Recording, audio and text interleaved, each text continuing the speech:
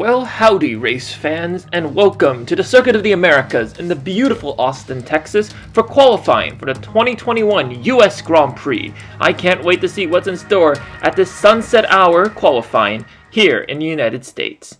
As we'll show you here, these are practice results. Practice 1. The Toyota of Keito Watanabe looks very good around this track. However, his teammate Marino Sato not really doing much in the later stages of the season to validate his seat at Toyota Racing. Daniel Ricciardo tops the session in Practice 2. The Australian really likes this country, so you know what? Maybe this is giving a little bit of an extra boost.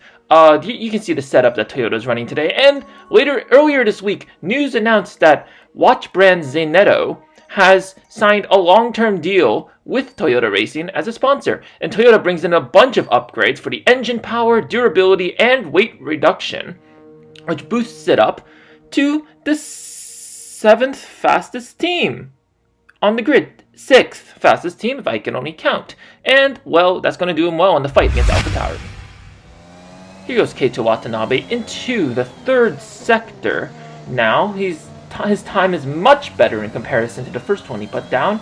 About 1.6 seconds up on his last time. Those fresh, soft tires really gripping into this Circuit of the Americas, exiting the triple right-hander into turn 19, heading into the final turn, turn 20. 1.7 seconds up. This is going to be a great time, and surely this will get him out of the bottom 5 as he crosses the line, the end of qualifying, and that's P14 for the Japanese driver. Daniel Ricciardo tops the session, so maybe the barbecue he had earlier this week is helping him, give him a little extra boost, but we lose Giovinazzi, both Williams, both Haas, and Marino Sato. Second lap for Keito Watanabe here in Q2, 8/10 up again. I guess this is the trend for the Toyota driver to put in a better lap his second time around. A little wide due to the last corner, but that time surely will get him out of the bottom 5 and just into the top 10 shootout in Q3. That's a stupendous result for Toyota Racing, about 3/10 up from Pierre Gasly and the AlphaTauri, and considering their fight for P6 in the Constructors, this is a really good result, but Norris, surprise knockout in Q2. Here goes Toyota, a little wide to the final corner. I'm sure he's using a used set of softs during this run, so we can excuse it. And also we know that Watanabe likes to, leave it for the second lap. Here he goes, across the line, first flying lap, and that's good for P7 at the moment. Almost a 10th up. Valtteri Bottas puts in a 1:30.640. I don't think Watanabe will be able to beat that, but hopefully he can put up a good time as qualifying here in Austin, Texas ramps down as a better exit due to triple right-hander heading towards turn 20, a little wide. But let's hopefully he can kiss that apex. So misses it by a tiny margin, but let's see what time that gives him. So he crosses the line, and that's P7. Daniel Ricciardo on a second row, so not exactly the pole position that we were anticipating from the first 2 sessions, but the Australian can certainly be proud of that at his favorite circuit in his favorite country. But Valtteri Bottas on pole position, the championship leader, looking to extend his lead over the rest of the field, but Toyota should be proud of that result.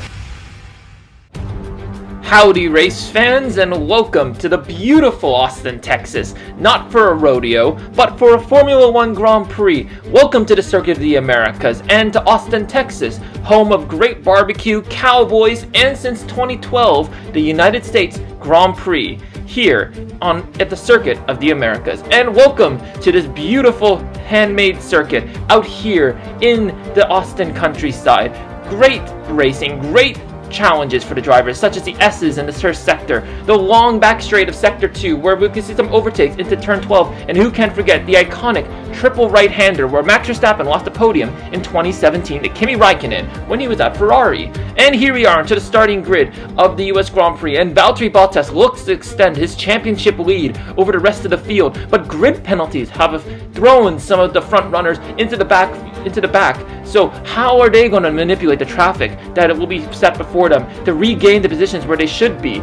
And how will those back markers got promoted up the grid manage with the pressure? Let's see what the race has in store for us. And here's the starting grid for the US Grand Prix here in 2021. Valtteri Bottas takes pole position. Daniel Ricciardo got second, but he loses it, taking a full engine, and Charles Leclerc is promoted to P2 on the grid. The front row for Ferrari. Keito Watanabe in 3rd place, the highest position of a Toyota with Perez, and both Aston Martins taking up the 3rd row. Carlos Sainz 7th, Yuki Tsunoda 8th, Lando Norris 9th, being promoted, and Lewis Hamilton down places in 10th.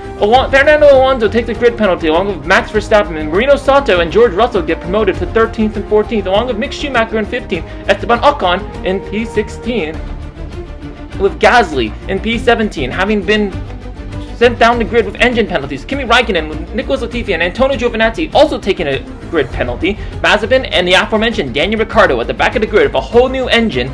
These front runners will have to manipulate the back. Let's see what they can do. Here we go, 5 red lights here in Austin, Texas. Here, the car's raring to go. It's lights out, and away we go. And here goes Keito Watanabe with a great launch against Valtteri Bottas and Charles Leclerc. Charles Leclerc gets past Valtteri Bottas. Keito Watanabe into the inside. But Perez, the Red Bull, where's he come from? He gets compromised. I think there was contact between him and the Toyota. And Keito Watanabe takes the lead of the U.S. Grand Prix, the first Grand Prix that Toyota has led off the starting line. And here goes Keito Watanabe through the S's, evocative of Silverstone's Maggots and Beckett's. And Keito Watanabe holds on to first place. But Perez is right behind him. He's got 3 of the front-running teams right behind him. Let's see what he can do. Heading through onto the straight, run up to turn 11, but Perez is pressuring him. He's looking for a move down the inside. Can he do it? He dives. The Red Bull does down the inside of Keito Watanabe, compromising his exit. And Valtteri Bottas, our championship leader, is alongside the Toyota. The Toyota deploying tons of battery, but thankfully he keeps ahead. But Bottas is in the slipstream. But Charles Leclerc looks to get it on the party too, down the long straight into the hairpin of turn 12, riding on board of Valtteri Bottas. Here we go. Keito Watanabe goes wide to turn 12, and Charles Leclerc looks to contest, but Keito Watanabe just manages to keep in front of Charles Leclerc, looks around the outside, but Keito Watanabe seals him off. This has been a great start to this opening lap. As Keito Watanabe goes wide, his tires are not gripping in to the track surface at all, and that opens the door not only for Charles Leclerc, but for Valtteri Bottas. Valtteri Bottas and Charles Leclerc now down the start-finish straight. Bottas in the Mercedes is in front of Leclerc and Watanabe in the slipstream, hoping to see what they can do in this opening lap. Onto lap 2, Leclerc dives down the inside of turn 1. A bit of contact between him and Valtteri Bottas, and Leclerc and Bottas side by side, still heading into the S's, and Leclerc has to concede the position. What a cracking start.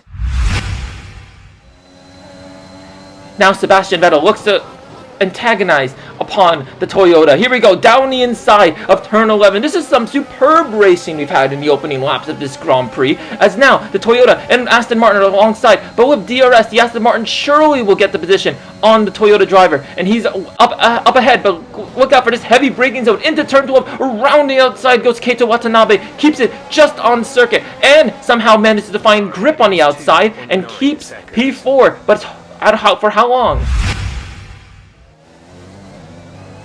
Once again, down this long straight with DRS, but Keito Watanabe in his Toyota, although improved, is not making up the distance to Sebastian Vettel, who with DRS is closing. Here comes turn 12, braking. Who brakes the latest? Who's going to be the last one to brake? And it looks like it's going to be Watanabe, but Vettel is still alongside, heading into turn 13 and 14, and Watanabe just manages to keep his Toyota in front, and he's holding on to that position. He's not going to concede the great points haul he hopefully has in store for Toyota. And Watanabe now enters the pits for his first and probably only pit stop of this race. Pirelli did say that a 1 stop is achievable onto the hard tires, or a 2 stop onto 2 sets of mediums, but Watanabe surely in the slower Toyota will try to just go for a 1 stop and see if he can undercut some of the drivers ahead as he goes, and that's a beautiful stop from the boys at Toyota Racing, 2.1 seconds, and the Japanese driver is back on the grid, still towards the back, but he's very close to the Haas of Mazepin and the Williams and Nicholas Latifi, and surely that car has got pace over those two. Down the long back straight we go. DRS wide open for the Toyota. He's closing in on Nikita Mazepin, who also has DRS, but is in a slower car. Looking to see, can he make it a stop? Double move on Latifi. Latifi locks up, and Watanabe forces Mazepin wide. Fair racing, harsh but fair, and Toyota makes it up in 1 position, and he sets his sights on Nicholas Latifi.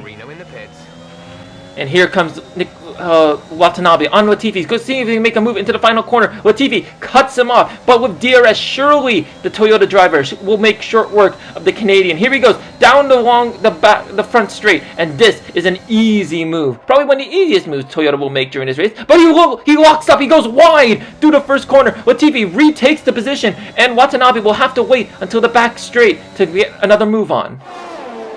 Down the back straight he goes with the faster Red Bull of Max Verstappen and Lewis Hamilton right behind him. Can he make the move on Latifi and put a barrier between them? Latifi pulls the old switcheroo on him through turn 12, and Watanabe on those hard tires. He's struggling against the Williams on those worn softs, and he's going to try and go for it again through turn 20. This should be an easier move, but Latifi pulls into the pits. It's a shame that battle had to end. It was probably our best on-track battle at the moment, but as many drivers are pitting now, Watanabe, seeing how many positions he can make up, he passes Gasly in the pits, and he's going to make it into 10th place. But can he beat Fernando Alonso out of the pits? Alonso's hard tires are not going to be up to temperature. Watanabe surely can get the move done, but Alonso, the wily old fox, keeps position. Down the long back straight we go. Here on lap 11, we're going to see what Watanabe can do, deploying tons of battery and DRS. Let's see if he can get the move on Fernando Alonso. Remember, that Alpine is very slow, the development race having slowed at the Enstone-based team. And Watanabe, down the inside, makes short work of Fernando Alonso. That's not something we were expecting to hear. A rookie taking on the two-time world champion. And here comes Yuki Tsunoda out of the pits, also on those cold, hard tires. Can Watanabe make a move? Surely not. But here he goes into the S's. He's got the grip. He's got speed down the outside into the S's, and Tsunoda has to back off to avoid a collision, and that was an almighty move by the Toyota driver. Let's see the replay here. Here's Watanabe. Those cold tires not giving him grip, even though he hits the inside line. And Watanabe with the speed over the AlphaTauri. Ooh, that was close, but fair racing. Watanabe on lap 14 goes a little wide. Whoa! Watanabe goes wide, and he's completely thrown off. Did the car strike the curb and make airtime? There's surely no damage to that car. Here's the replay of the incident. Yep, there's definite airtime on that Toyota. And look at this picture that we were sent. Wow. I mean, those sausage curbs can definitely disrupt your race and your car. And now, closing up to Lando Norris on the soft tire. Surely the McLaren is doing a two-stop. And he does, as he pulls into the pits on lap 18 for his second stop, possibly onto a set of medium tires, because of course, you have to run 2 tire compounds during a dry race. And now Watanabe's up at the P6 and set his sights on the Ferrari.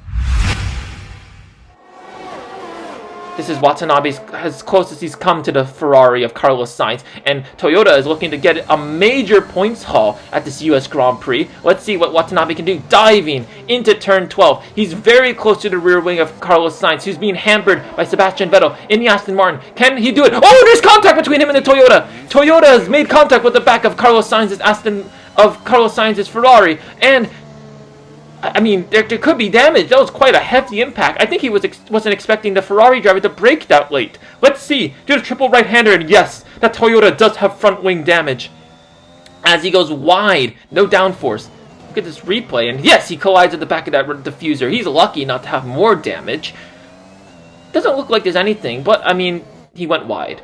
And here goes Watanabe to confirm our suspicions that the Toyota driver did get damage against with the Ferrari of Carlos Sainz. Oh, that's unfortunate. The Toyota was looking very good for a P4 finish even at this US Grand Prix. But with this front wing change, he's going to be very hampered. As Lando Norris sets the fastest lap of the Grand Prix, he's on the softest compound of all the runners at the moment. But Watanabe slaps on the soft compound tire. And surely, with the additional downforce and the grip, he's going to be putting in qualifying laps to try and make up the positions he lost in this race. He's just ahead of his teammate, but he's in P16. A lot of work to make up for if he wants to get back into the points for Toyota.